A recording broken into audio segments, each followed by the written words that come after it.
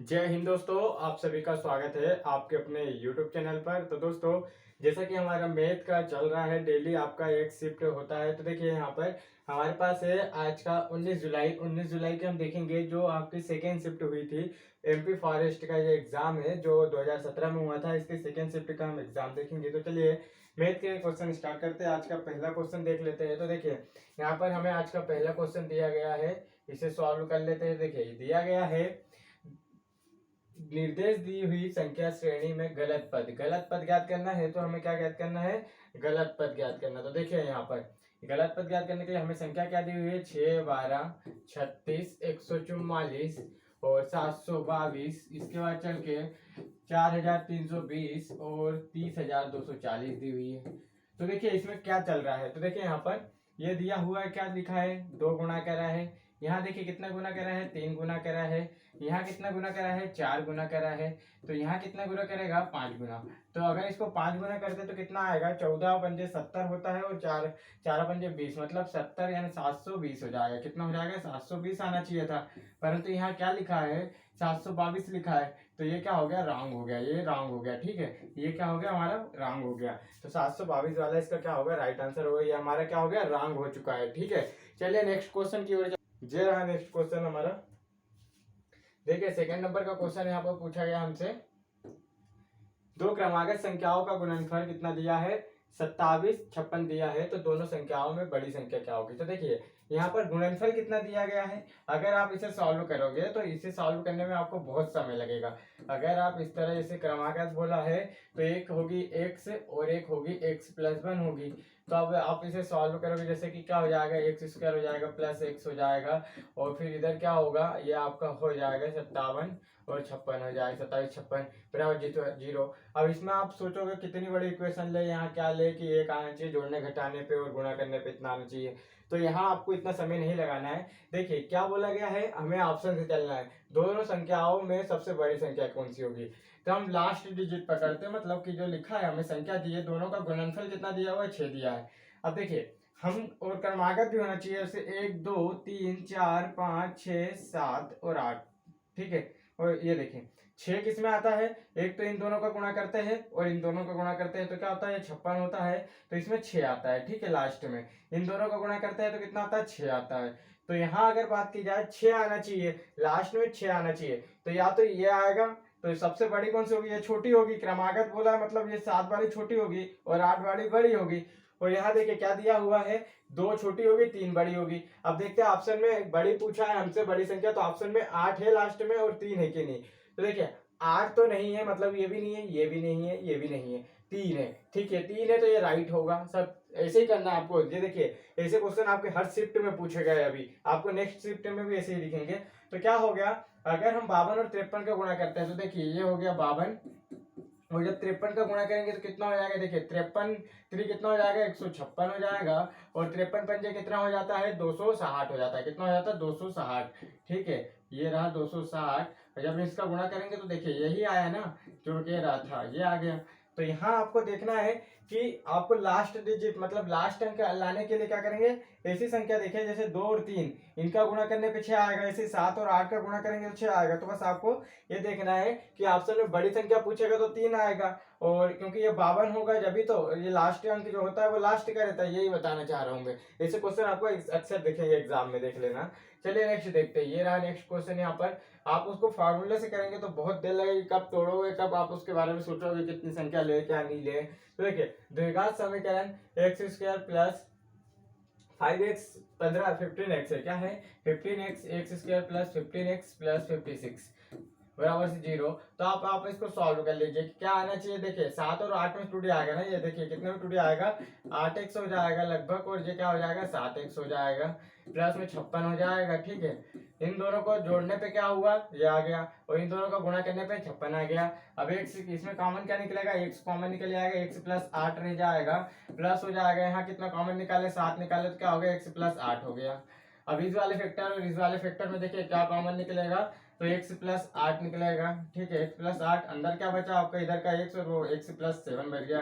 एक बार इसके बराबर 0 रख लीजिए, एक बार इसके बराबर 0 रख लीजिए। तो देखिए जब इसके बराबर 0 रखेंगे तो 8 प्लस x प्लस 8 बराबर से 0, तो x बराबर से कितना जाएगा, -8 आ जाएगा। ऐसे ही x प्लस 7 बराबर से 0 रखेंगे तो x बराबर से कितना जाएगा, -7 आ जाएगा। जो हमारे दो मूल निकल के आ चुके हैं, ये दिया हुआ है इसका राइट आंसर। चलिए नेक्स्ट देखते हैं। तो वीडियो अच्छी लग रही हो तो फटाफट आप लाइक कर दीजिए। देखिए यहाँ पर पूछा गया है नेक्स्ट क्वेश्चन, यहाँ पर थोड़ा सा आपको क्वेश्चन नहीं दिख रहा है तो क्वेश्चन देख लेते हैं। ये रहा क्वेश्चन आपका, ठीक है, अब दिख रहा होगा आप लोगों को। ठीक, यहाँ बोला गया किसी चतुर्भुज के कोण 1 2 3 4 के अनुपात में है तो सबसे बड़ा कोण क्या होगा।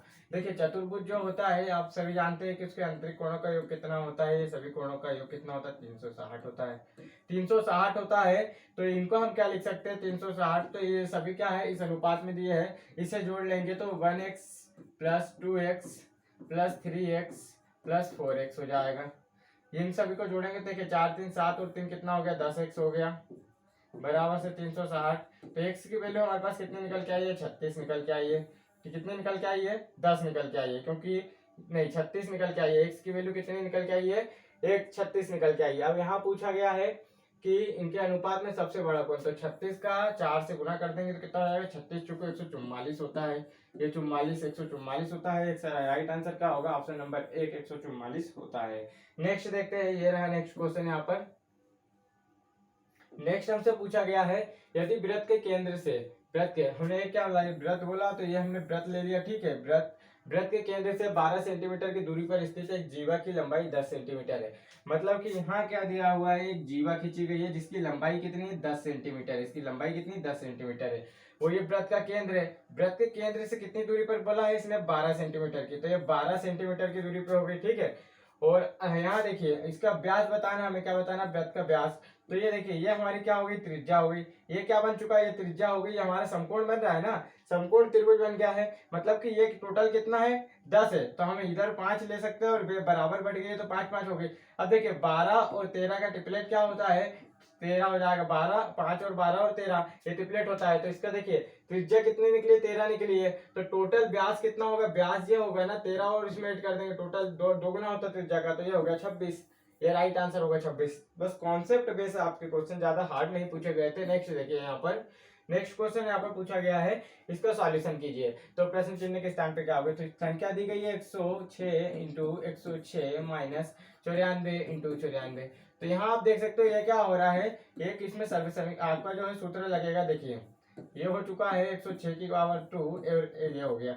यहाँ आपको पता है कि जो होता है a plus A minus B, ये इसका पूरे का अगर इसका और इसका वर्ग करके बोले, जैसे a का स्क्वायर माइनस बी का स्क्वायर, तो इसका फॉर्मूला क्या होता है, a प्लस बी, ठीक है, और a माइनस बी होता है।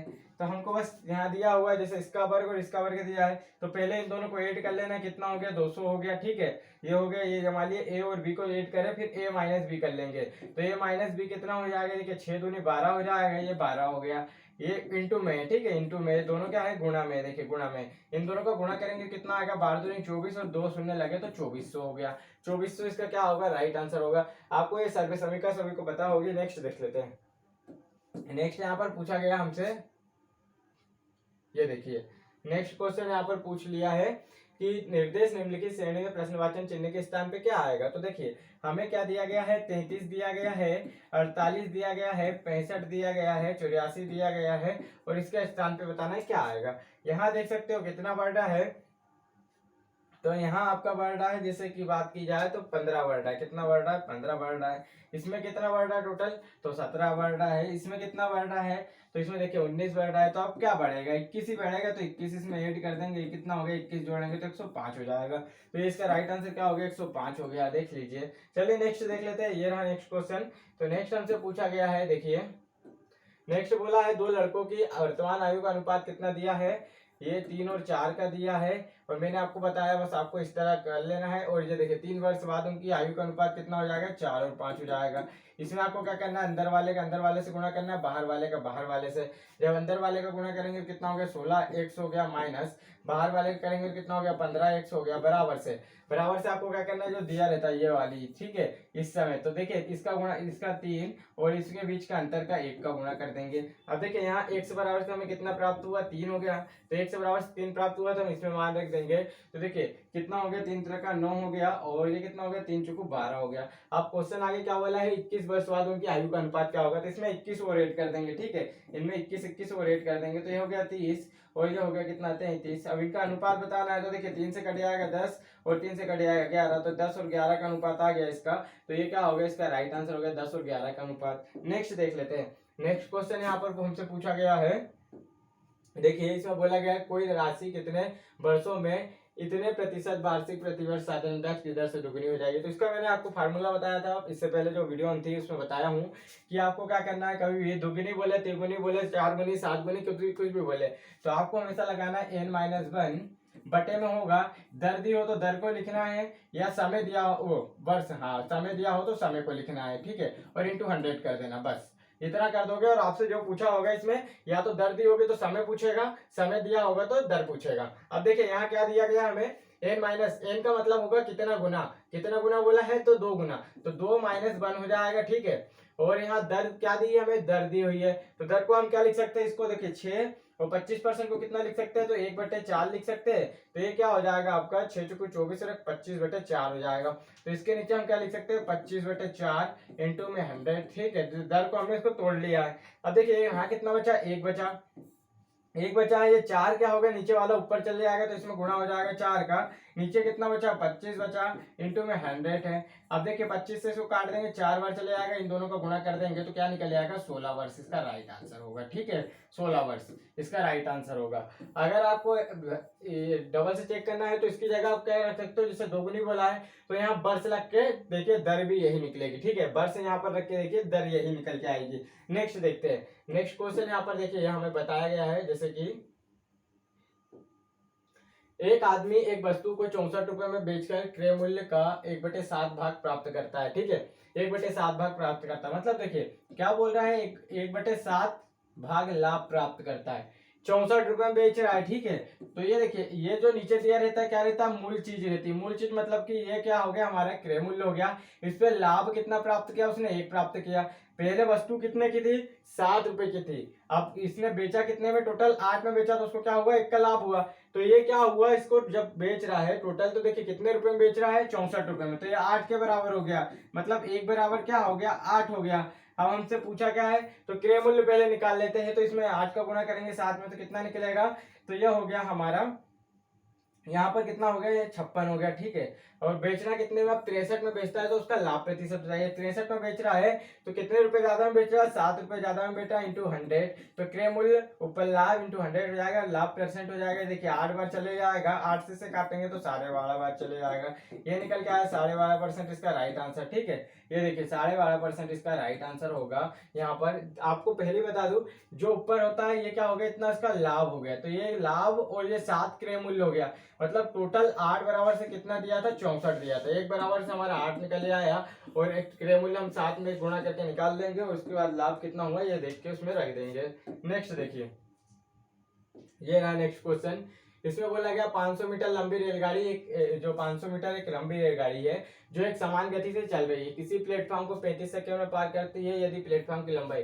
तो मैंने आपको हमेशा बताया हूं कि आपको एक ही फॉर्मूला याद करना है, जो है चाल बराबर से दूरी बटे समय होता है। क्या होता है, चाल बराबर से दूरी बटे समय होता है। इसमें मान रख देना, दूरी हमेशा दोनों की जुड़ेगी, तो जो आपकी ट्रेन की लंबाई और स्टेशन की लंबाई जो प्लेटफॉर्म की थी दोनों जुड़ी आएगी, तो दोनों जुड़ेगी तो कितना हो जाएगा, 500 प्लस 221 लिखेंगे। समय कितना दिया गया है, 35 सेकंड में पार करती है, तो यहाँ देखिए इसे जोड़ेंगे कितना हो गया 721 हो गया, 721 हो गया। 35 से काटेंगे तो 35 से कितनी बार चले जाएगा, एक बार 0 3 बटे में 5, देखिए 5 हो जाएगा, ठीक है 5 हो जाएगा, यहाँ पर 5 हो जाएगा। अब हमेशा चाल, ये देखिए ये चाल रहती है, इसके इंटू में क्या रहता है, जैसे बोला कि इसमें है किलोमीटर प्रति घंटा में, किलोमीटर प्रति घंटा में हेरना है तो आपको क्या करना पड़ेगा, हमेशा बड़ी यूनिट हेरने के लिए इसमें क्या करते हैं, बड़ा अंक ऊपर रखते हैं, नीचे छोटा अंक रखते हैं। 18/5 का गुणा करेंगे तो यहाँ देखिए इसे हम और कर लेते हैं, तो इन दोनों का गुणा कर लेते हैं, तो देखिए कितना हो गया 103 इंटू 18 हो जाएगा।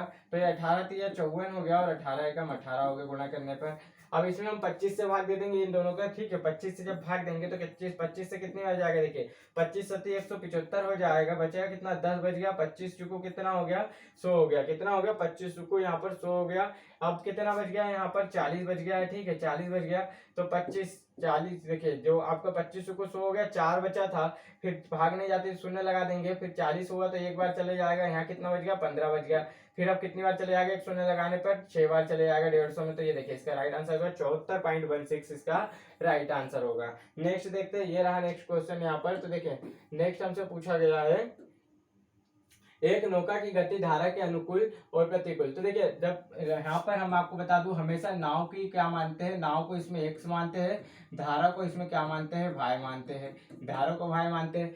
तो हमेशा जब अनुकूल होगा तो देखिए इस तरफ क्या हो रहा है, पानी भी बह रहा है, इस तरफ क्या हो रहा है, इसी दिशा में पानी बह रहा है, ठीक है। और इस पे नाव भी जो है वो आपकी चल रही है, ठीक है, नाव भी इसी पे चल रही है। तो जो नाव की गति होगी ये भी इसी दिशा में जा रही है और धारा की गति भी, तो दोनों गति एक ही दिशा में जा रही है तो जुड़ी आएगी, ठीक है, दोनों एक ही दिशा में जा रही है तो जुड़ी आएगी। तो ये क्या बोला गया, धारा के अनुकूल, अनुकूल का मतलब एक ही दिशा में होता है। x प्लस भाई कितना दिया हुआ है, तो 14 दिया है।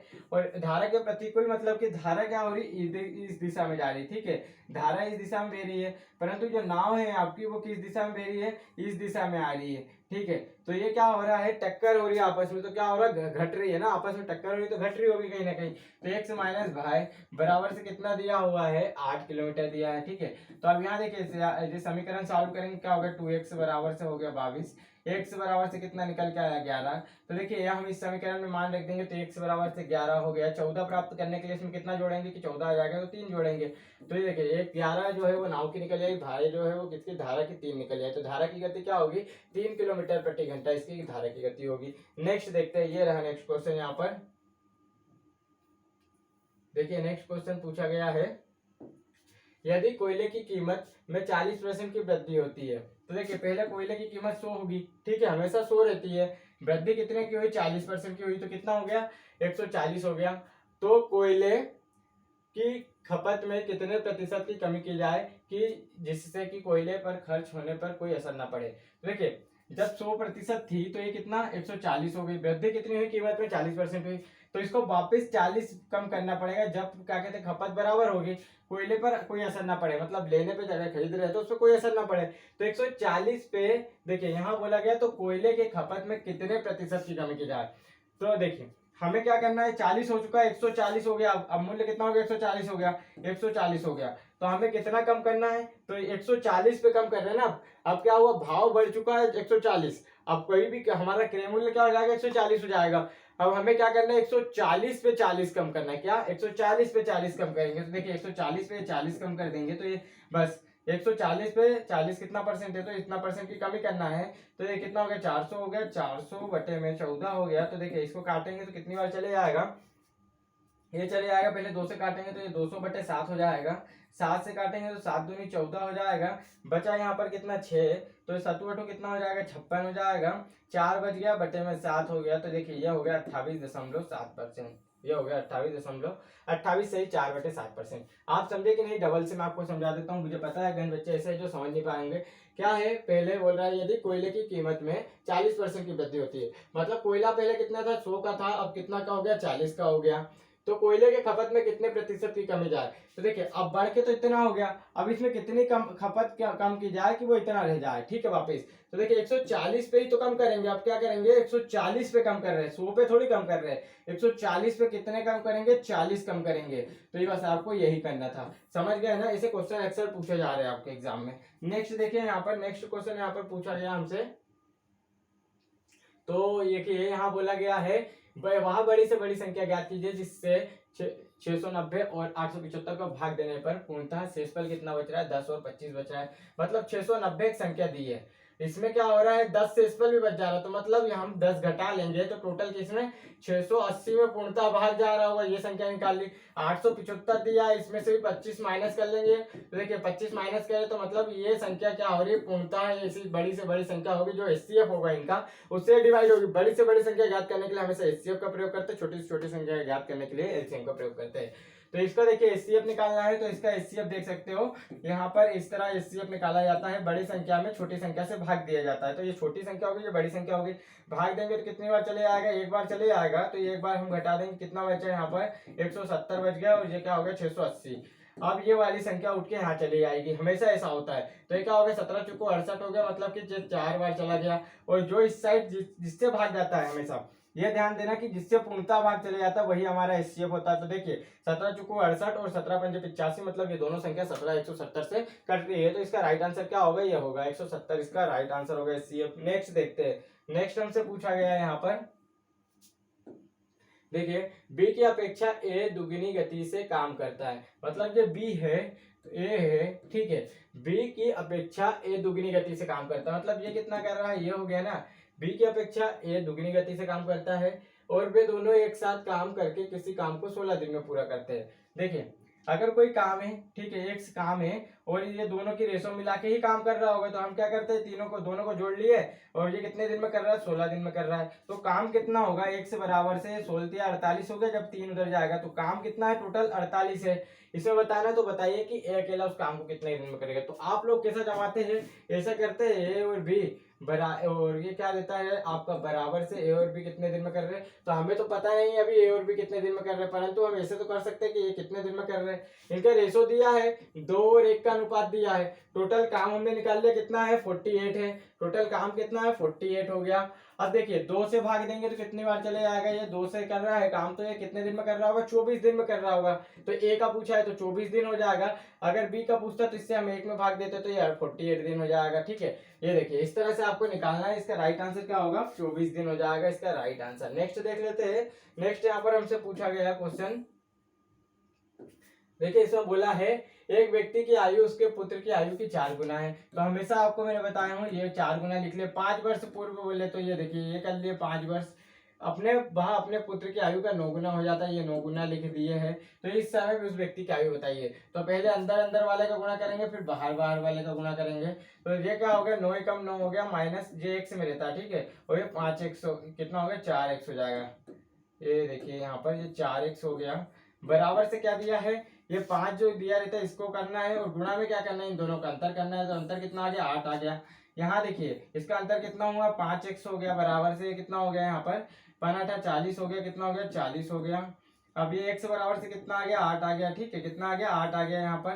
तो x बराबर 8 आया, मतलब कि हम इसका गुणा इसमें कर देंगे तो 8 चुको 32 हो जाएगा, और 8 एकम 8 हो जाएगा।